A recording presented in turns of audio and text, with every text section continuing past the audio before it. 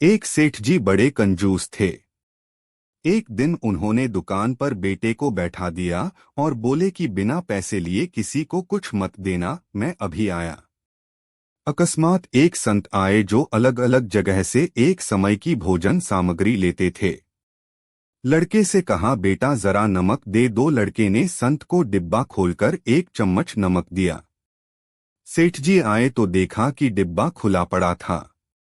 सेठ जी ने कहा कि क्या बेचा? बेटा बोला, एक संत जो तालाब पर रहते हैं उनको एक चम्मच नमक दिया था। सेठ का माथा ठनका।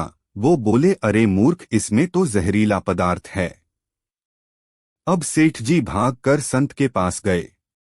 तब तक संत भोजन बनाकर भगवान का भोग लगाकर खाने की थाली लेकर बैठ चुके थे। सेठ जी दूर से ही बोले, महाराज रुकिए, आप जो नमक लाए थे नमक नहीं था बल्कि जहरीला पदार्थ था। कृपा करके आप ये भोजन न करें। संत जी बोले, भाई हम तो प्रसाद लेंगे ही, क्योंकि भोग लगा दिया है। भोग लगाकर भोजन छोड़ नहीं सकते। अगर भोग नहीं लगता तो भोजन बेशक छोड़ देते। ये कहकर संत ने भोजन को प्रसाद समझकर खाना शुरू कर दिया। सेठ जी के होश उड़ गए। वो रात भर वहीं बैठे रहे। सेठ को रह रहकर ये चिंता सता रही थी कि अगर संत को कुछ हो गया तो बड़ी बदनामी होगी। रात में अगर तबीयत बिगड़ी तो कम से कम वैद्य को दिखा देंगे। सोचते सोचते उसे नींद आ गई। सुबह रोज की तरह संत जल्दी उठ गए और नदी में स्नान करने लगे।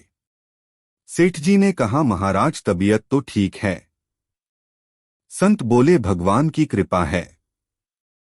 इसके बाद वे पूजा के लिए मंदिर चले गए। जैसे ही संत ने मंदिर का द्वार खोला तो देखा कि भगवान के श्री विग्रह के दो भाग हो गए हैं और शरीर काला पड़ गया है। ये देखते ही सेठ को सब समझ आ गया कि भक्त के अटल विश्वास को देखकर भगवान ने भोजन का जहर भोग के रूप में स्वयं ग्रहण कर लिया और भक्त को प्रसाद ग्रहण कराया। इसके बाद सेठ ने तुरंत घर जाकर बेटे को दुकान सौंप दी और स्वयं संत की शरण में आकर भगवान की भक्ति करने लगा।